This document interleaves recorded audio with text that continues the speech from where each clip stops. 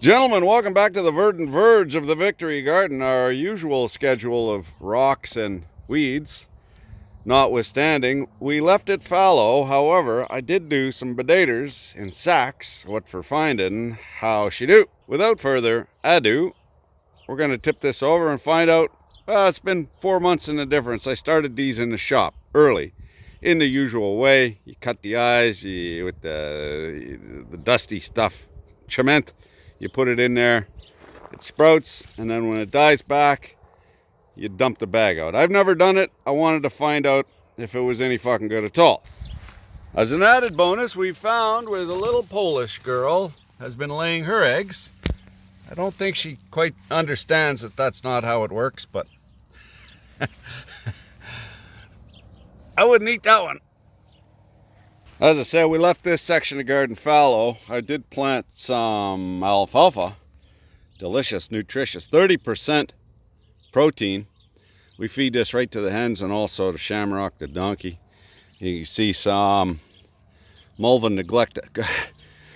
No, not vulva neglecta. Mulva neglecta. I said it first the right time. Vulva neglecta. That's my better three quarters. This is delicious, but it's so delicate that it's not commercially viable. It grows like a weed, and so long as it hasn't has bugs all over it, it's lovely, sublime, nice little salad. But you can't buy it in stores on account of it not storing so good. So we'll just whip this out, and these are just in feed sacks.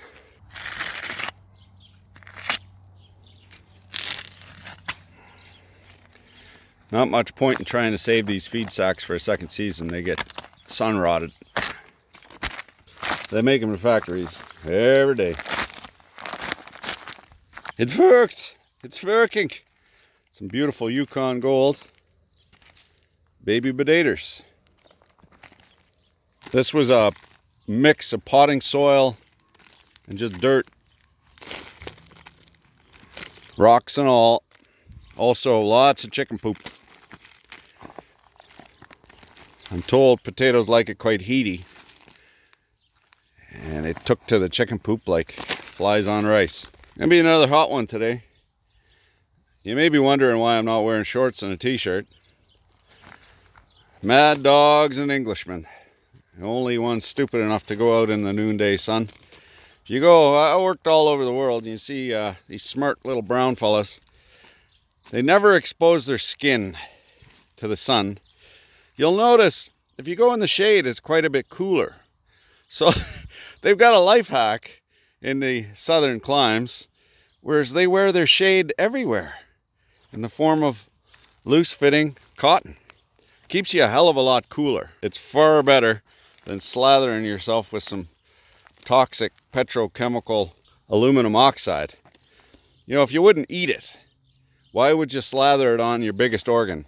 I'm not talking about your dingus. Ugh, we got a rotten one. Didn't make it. So what happens if the potato plant dies prematurely? The tuber will go rotten on you. That one's still fine. Here's a pleasant surprise. A lovely little family of 4-sized feet of potatoes. Right out of a sack. No muss, no fuss. This is good for the kids. They love going through, and then you don't gotta dig with the tines and all that. As far as production, However, these are far better. They're tastier, more delicious. They got the good juju from the familial love of you growing them yourself. It's pretty magic. You take a tiny little seed, you stick it in the ground. This pops out. Dig, dig, dig, dig, dig. Potato. Big potato. Ah! Potato! Feed bag the first about 20 liters of soil.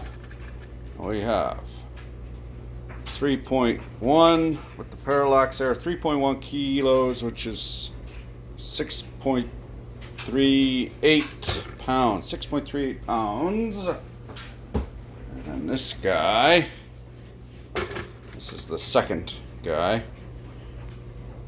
2 kilos or 4.4 pounds. Und this guy